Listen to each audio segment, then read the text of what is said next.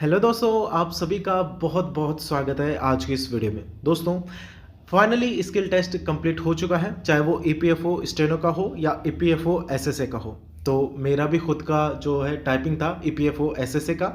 मेरा दिल्ली के अंदर सेंटर था। दोस्तों, कैसा रहा आपका स्किल टेस्ट कमेंट बॉक्स में ज़रूर बताइएगा। उससे पहले मैं अपना बता देता हूँ कि मेरा किस तरीके से स्किल टेस्ट रहा था, क्या मेरा एक्सपीरियंस रहा था। दोस्तों, तो मैं आपको बता दूं, मैंने टोटल 2350 इसके अंदर टोटल स्ट्रोक्स किए थे।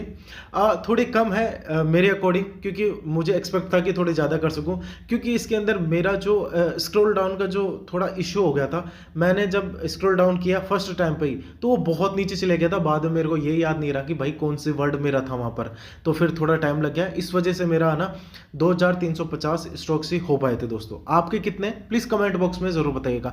अब बात कर लेते हैं कि दोस्तों ये क्या मसला क्या है 1750 स्ट्रोक्स का। तो जितना मुझे थोड़ा आइडिया लग पाया, मैं उसके अकॉर्डिंग ही आपको बता रहा हूँ कि इसके अंदर मिनिमम आपको 1750 स्ट्रोक्स आपके बिल्कुल सही होने चाहिए। अब जिन कैंडिडेट्स ने भाई 1750 स्ट्रोक से कम कर दिए हों, तो भाई उनका तो चांसेस वैसे ही निकल गया। तो ऐसे बहुत से कैंडिडेट हैं मेरे खुद के सेंटर पे, मैंने ऐसा देखा है दोस्तों, जिन कैंडिडेट्स के 1750 हो ही नहीं पाए स्ट्रोक्स। यानी कि कुछ तो ऐसे जिन्होंने 1400 हुए या 1500 हुए या 1600 हुए, लेकिन वो 1750 कर ही नहीं पाए। कुछ कैंडिडेट्स ऐसे हैं जिन्होंने 1850 1830 ऐसे कुछ किया है। लेकिन अब देखने की बात यह है कि वो जो कैंडिडेट जिन्होंने 1850 या 1900 जैसे भी कुछ किया है, 2000 से बिलो है लेकिन 1750 से अबव है, तो उनकी अगर हम बात करें तो देखो, आपकी एक्यूरेसी सही होनी चाहिए सबसे पहली बात। तो क्यों एक्यूरेसी मायने रख रही है? क्योंकि आपको पता होना चाहिए कि इसके अंदर हाफ मिस्टेक नहीं है, सारी की सारी फुल मिस्टेक है। जी हाँ दोस्तों, सारी की सारी इसके अंदर क्या है, फुल मिस्टेक्स काउंट होगी, कोई भी हाफ मिस्टेक काउंट नहीं होगी। तो इसमें थोड़ा रोल प्ले हो सकता है आपका अच्छा खासा एक्यूरेसी के अंदर। बाकी आपको पता ही है कि आप इसके अंदर एक फॉर्मूला दे रखा था। कमेंट बॉक्स में ज़रूर बताइएगा कि वो फॉर्मूला क्या था, जिसके बेसिस पे आप अपनी स्पीड को काउंट करोगे और आपकी जो एरर कितनी है वो काउंट हो जाएगी वहाँ से। तो भाई जिन कैंडिडेट्स के मतलब 1750 से ज़्यादा है और 2000 से बिलो है, तो उनके लिए तो ये कहना चाहता हूँ कि एक्यूरेसी आपकी अच्छी होगी तो आपका हो जाएगा, आराम से इजीली हो जाएगा, कोई दिक्कत नहीं है। लेकिन जिन कैंडिडेट्स का 2000 से अबव है, तो उनके लिए एक अच्छी खासी अपॉर्चुनिटी है, उनका हो ही गया लगभग मान लो। भाई जाहिर सी बात है, जिन कैंडिडेट्स ने 2000 से अबव किया उनकी स्पीड है, और स्पीड है तो जाहिर सी बात है उनकी एक्यूरेसी भी होनी चाहिए। मतलब 98 के अबव तो होती है उनकी एक्यूरेसी, जिनके 2000 से अबव उन्होंने वर्ड टाइप कर दिए।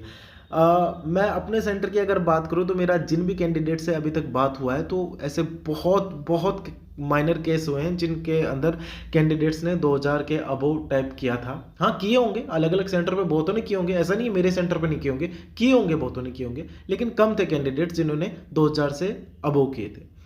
तो अब बात कर लेते हैं दोस्तों, इसके अंदर फाइनल जो रिजल्ट है वो कब तक आएगा। तो रिजल्ट की अगर मैं आपको बता दूं तो दोस्तों, आपको पता है कि ये जो एग्ज़ाम है वो एनटी कंडक्ट करवा रहा है। अभी प्रीवियस इसका रिकॉर्ड उठा के देखे तो एनटी ने इग्नू की, जेएनयू की, एआईसीटीई की और बाकी की अदर एग्जाम में जो कंडक्ट करवाई है।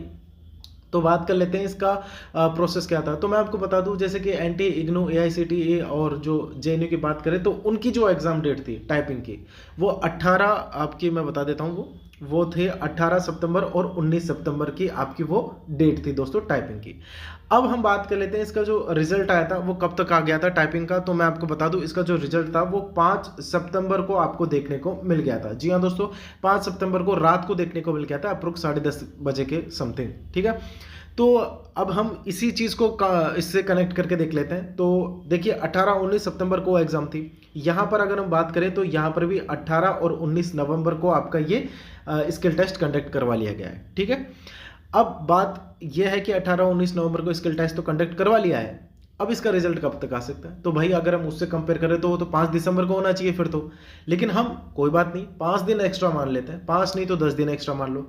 भाई 10 से 15, आपका 10 तारीख से लेके 15 दिसंबर तक आपको ये रिजल्ट देखने को मिल जाएगा। उससे पहले भी मिल सकता है, ठीक है, नो डाउट उससे पहले भी मिल सकता है, कोई दिक्कत नहीं है। लेकिन 10 से 15 दिसंबर तक आपको ये रिजल्ट देखने को मिल जाएगा। ठीक है, और इसके अंदर ऐसा नहीं होगा मल्टीपल टाइम्स, बिल्कुल नहीं, मल्टीपल टाइम्स कैंडिडेट को सेलेक्ट नहीं किया जाएगा। इसमें उतने ही कैंडिडेट्स को सेलेक्ट किया जाएगा जितनी इसके अंदर नंबर ऑफ वैकेंसी थी। ठीक है, और अब बात कर लेते हैं दोस्तों, इसके अंदर अभी देखो कैसा क्या रोल प्ले हुआ था प्री में। देखो अभी ये हम प्रेडिक्ट कर ही नहीं सकते। क्योंकि मैं आपको बताता हूँ, देखिए मेरे खुद के, अब मैं बता देता हूँ, जो मेरे दोस्त हैं, कैंडिडेट्स हैं जिनको मैं जानता हूँ, कुछ कैंडिडेट्स हैं जिन्होंने भाई कंप्यूटर को अटेम्प्ट नहीं किया, उनको ये नहीं पता था कि सेक्शनल कट ऑफ है इसके अंदर, ठीक है भाई। अगर आप अटेम्प्ट नहीं करोगे तो अब कुछ कैंडिडेट हैं जो ये कह रहे हैं कि नॉर्मलाइजेशन हुआ है, तो भाई मानते हैं नॉर्मलाइजेशन हुआ होगा, लेकिन भाई उसके लिए नॉर्मलाइजेशन होने के लिए आपको कुछ अटेम्प्ट करना होगा, ठीक है, तभी आपका नॉर्मलाइजेशन काउंट होगा। अब जिस कैंडिडेट ने अटेम्प्ट ही नहीं किया सेक्शन, तो कैसे आप नॉर्मलाइज कर दोगे, उसके सेक्शन को कैसे पास कर दोगे, ठीक है।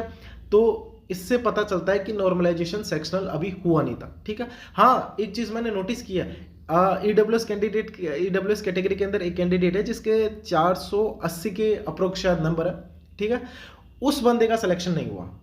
सबसे बड़ी बात है, उसका सिलेक्शन नहीं हुआ। और एक कैंडिडेट है जिसके 385 के समथिंग शायद नंबर है ईडब्ल्यूएस में ही, उसका सिलेक्शन हो गया।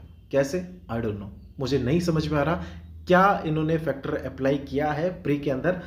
और अब देखा जाए ना, तो मैं आपको बताऊं कि कुछ कैंडिडेट्स के रिव्यू हैं कि भाई इसके अंदर अप्रोक्स हम, भाई आप मत मानो 90% या 80% मत मानो, अगर आपका 60% कैंडिडेट भी देखो टाइपिंग को क्लियर कर रहा है ना, तो भाई जाहिर सी बात है वहाँ पर फिर मल्टीपल कैंडिडेट्स काउंट हो रहे हैं, ठीक है, अगर 60% हो रहा हो तो। लेकिन अब बात, मुद्दा यह है कि आपको जो फाइनल रिजल्ट देना है उसके अंदर तो सिंगल टाइम्स आपको कैंडिडेट्स को बुलाना है, तो क्या रोल अप्लाई होगा? तो मेरे अकॉर्डिंग शायद मुझे लग रहा है, बाकी आप अपना सजेशन दे सकते हैं कमेंट बॉक्स में, मुझे क्या लग रहा है कि अब आपका सेक्शनल फैक्टर यहाँ पर शायद अप्लाई हो सकता है, सेक्शनल कट ऑफ यहाँ पर हो सकती है, शायद ऐसा कुछ मेरे को फील आ रहा है। बाकी तो देखा जाएगा एनटीए क्या करता है या ईपीएफओ क्या करता है इसके अंदर। क्योंकि देखो सिंगल टाइम्स अगर आपको कैंडिडेट्स को कॉल करना है तो भाई बड़ा मुश्किल हो जाएगा, केस बहुत मुश्किल हो जाएगा। अब आप, ऐसा तो है नहीं कि भाई 600 में से आप 550 या 580 के समथिंग आप कट ऑफ ले जाओगे। भाई अगर आप सेक्शनल कट ऑफ नहीं लेके जा रहे हो तो आपकी कट ऑफ बहुत हाई जाएगी, वो तो ऐसा मुमकिन नहीं है कि इतना हाई चले जाएगा। और दूसरी बात मैं आपको एक और बता देता हूँ, कुछ कैंडिडेट हैं जिन्होंने कमेंट बॉक्स में कमेंट किया था कि सर मेरे मतलब 350 के समथिंग मेरे नंबर बन रहे हैं, एनीथिंग कोई सी भी कैटेगरी है, ठीक है, और मेरे आफ्टर नॉर्मलाइजेशन रैंक आईक्यू के अकॉर्डिंग मेरे बन रहे हैं वो 450 या 460। तो मैं अब आप खुद जेन्युइनली मैं आपको ये पूछना चाहता हूँ कि आप मुझे बताइए, ठीक है, रैंक आईक्यू क्या कहती है? रैंक आईक्यू के अकॉर्डिंग मैंने भी चेक किया था, मुझे पता चला, कुछ कैंडिडेट्स के स्क्रीनशॉट्स देखे थे मैंने, तो भाई ठीक है, मैंने मान लिया आपका नॉर्मलाइजेशन हो रहा है, मान लेते हैं हम 30 से 40 नंबर का या 50 नंबर का आपका normalization hard to hard condition के अंदर आपका इतना हो सकता है, 30 से 40, ठीक है। अब भाई मुझे बताओ यार, कुछ कैंडिडेट्स हैं जिनके 200-200 नंबर बढ़ रहे हैं, 150-150 नंबर बढ़ रहे हैं, और कुछ कैंडिडेट हैं जिनके भाई 250-250 नंबर कम हो रहे हैं, 100-100 नंबर कम हो रहे हैं। भाई कौन सा नॉर्मलाइजेशन हो रहा है, ये कौन सा रूल अप्लाई कर रहे हैं? जरा हमको भी बताएंगे थोड़ी सी चीजें, थोड़ा सा जेन्युइनली आप सोच के देखो, क्या ऐसा पॉसिबल है पॉसिबल ऐसा? अगर है तो हमें कमेंट बॉक्स में बताइए भाई, और अगर है, आपको लग रहा है कि ऐसा पॉसिबल है, तो आपने किस फॉर्मूले के अकॉर्डिंग ये सोचा कि हाँ भाई इतना हो सकता है, ठीक है। तो ये कुछ बातें हैं जो डिस्कशन होगी अभी आगे की वीडियो में भी देखने को मिल सकती है ऐसी कुछ चीज़ें, क्योंकि अब जब तक रिजल्ट नहीं आएगा तब तक ये डिस्कशन होगा, जाहिर सी बात है, हर यूट्यूब चैनल पे ऐसा डिस्कशन होगा। क्योंकि ये मेन मुद्दा यही है ना कि आपका फाइनल में किस तरीके का फॉर्मूला अप्लाई करेंगे, वो क्या सेक्शन कट ऑफ इसके अंदर डिसाइड होगी, कितनी क्या रहेगी।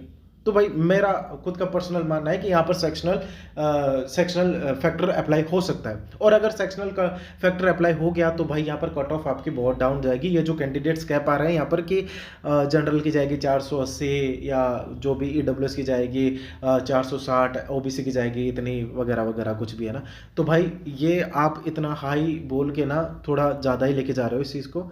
सेक्शन कट ऑफ हुई ना तो भाई आप 400 के भी बिलो आ जाओगे, हाँ, क्योंकि बहुत से कैंडिडेट्स हैं जिनके भाई कंप्यूटर क्वालिफाई नहीं है, कुछ कैंडिडेट है जिनका जो जनरल अवेयरनेस है वो आपका है ही नहीं, क्वालिफाई नहीं है, फिर क्या करोगे आप? तो ये मेन फैक्टर है। यहाँ पर मल्टीपल टाइम्स कॉल नहीं हो रहा, या फाइनल रिजल्ट आएगा सिंगल टाइम्स कैंडिडेट्स को कॉल किया जाएगा, तो इसके अंदर आपको सेक्शन फैक्टर लगाना होगा। नहीं लगाओगे तो आप किस आधार पर आप कैंडिडेट्स को रिजेक्ट करोगे? आपके पास कोई ऑप्शन नहीं है, अगर ऑप्शन है तो हमें बताइए। तो सजेशन जरूर दिएगा इस वीडियो के डिस्क्रिप्शन कमेंट बॉक्स में दोस्तों। उम्मीद करता हूँ ये इन्फॉर्मेशन आप लोगों को हेल्पफुल साबित होगी। मिलते हैं नेक्स्ट वीडियो में। वीडियो अगर अच्छी लगी प्लीज़ वीडियो को लाइक करो, ज़्यादा से ज़्यादा इसको शेयर करेगा।